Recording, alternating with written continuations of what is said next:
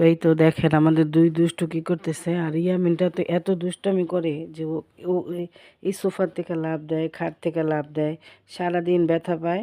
আর এলো দুষ্টামি করে, প্রচুর দুষ্টামি করে। একটু দুষ্টামিটা বেশি করে আলিপের থেকে। আলিপ আবার এত দুষ্টামি করে না। তো হ্যালো এভরিওয়ান, আসসালামু আলাইকুম। সবাই কেমন আছেন? আছি আমরা আল্লাহর অশেষ রহমতে ভালো আছি। তো এই তো সকাল সকাল নিয়ে আসলাম নতুন একটা ভিডিওর সাথে। তো এই তো এখন কাপড় চোপড়গুলি ভাঁজ করে নিতেছি। শীতের দিনে কাপড় ধুইলেও শুকায় না, 3-4 দিন যাবত কাপড় শুকায় না, ভারী একটা যন্ত্রণা। তো এত ভয়াবহ শীত পড়ছে হঠাৎ করে। তো আমরা কিন্তু খবরে দেখছিলাম যে জানুয়ারি মাসের প্রথম সপ্তাহে নাকি শীত পড়বে ভয়াবহ। তো আসলে এটাই কিন্তু অরিজিনাল শীতের শীতের আবহাওয়া। শীতটা কিন্তু এখনই বোঝা যেতেছে এটা যে শীত। তো যাক, আলহামদুলিল্লাহ শীত তো পড়বেই। শীতের সিজনে শীত পড়বে, এটাই স্বাভাবিক। তো যাই হোক, দেশে থেকে গ্রাম থেকে একটা বিয়ের দাওয়াত পাইছিলাম। তো সেই বিয়ের দাওয়াতটা যেতে পারলাম না, খারাপই লাগলো। আমার এক মামা শ্বশুর করে দেবরের মেয়ের বিয়ে ছিল।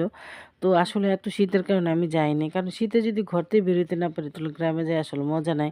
আর এত শীতের ভিতরে আমার গ্রামে ভালো লাগে না। এখন নাকি গ্রামে কিচ্ছু দেখা যায় না, বেলা 1টা পর্যন্ত, 12টা 1টা পর্যন্ত কিচ্ছু দেখা যায় না, ঘর থেকে মানুষ বেরোতে পারে না। তো ওইখানে আমরা ছোট বাচ্চা নিয়ে গিয়ে তো আরেক বিপদ হয়ে যাবো।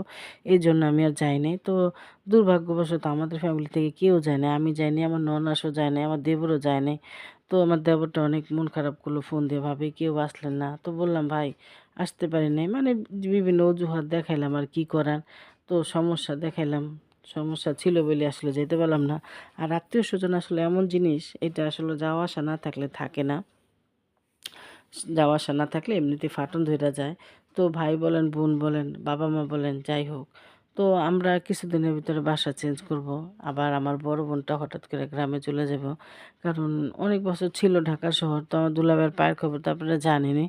তো ওনার পাটা এখন আল্লাহর মতো অনেকটা ভালো হয়ে গেছে। তো গ্রামে চলে যাবে আমার আপা। তো ওইখান দিয়ে আমার মার মনটা অনেক খারাপ। বড় মেয়ে গ্রামে চলে যাবে। তারপরে আমিও কাছে ছিলাম, বলতেছে তো তুমিও চলে যাবা। তো আসলে কি করার, সম্পর্ক আসলে এরকমই।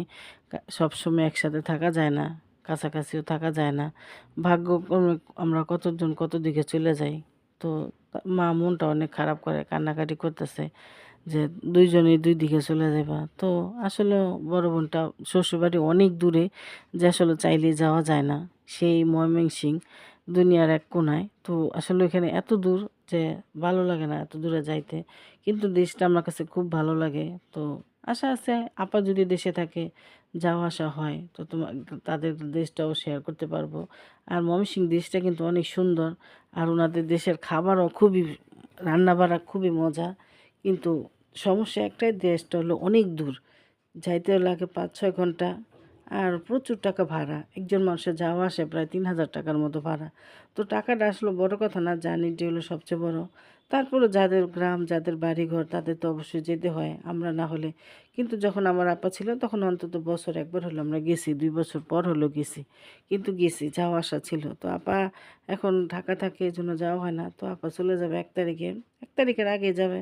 তো ইনশাল্লাহ উনি গেলে আবার হয়তো আমরা যাব, তোমাদের সাথে শেয়ার করতে পারবো। আর ময়মনসিংহ দেশটা কিন্তু খুবই সুন্দর। তো এই তো এখন আমরা যে ভর্তাগুলি বানিয়ে নিলাম। তো এই তো আজকে সালাডটা বানাবো কাঁচামরিচ দিয়ে। তোমাদের ভাই আবার শুকনো মরিচ তেমন একটা খাইতে পারে না, ওনার সমস্যা হয়। তাই কাঁচামরিচ দিয়ে আজকে সালাডটা বানাবো। আর ডিম ভর্তাটা তো বানালাম শুকনো মরিচ দিয়ে। আসলে ভর্তার মতো আসলে কিছু হয় না। ভর্তা দিয়ে কিন্তু 1 প্লেট ভাত এমনিতেই খাওয়া যায়। আর মাছ মাংস সব কিছুর ঊর্ধ্বেই কিন্তু ভর্তা।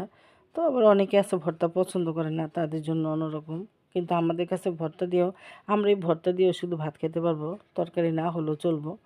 কিন্তু অনেকে আবার পছন্দ করে না ঝাল বা ভর্তা। এক একজনের রুচি আসলে এক এক রকম, প্রত্যেকটা মানুষের নিজস্ব আলাদা আলাদা। তাই তো আমাদের ভর্তা হয়ে গেছে, এখন চুলায় বসেছি গরম পানি, খাওয়া দাওয়া করবো। তো তোমরা সবাই ভালো থাকবা, সুস্থ থাকবা। আজকের ভিডিওটা এখানে শেষ করলাম। আল্লাহ হাফেজ।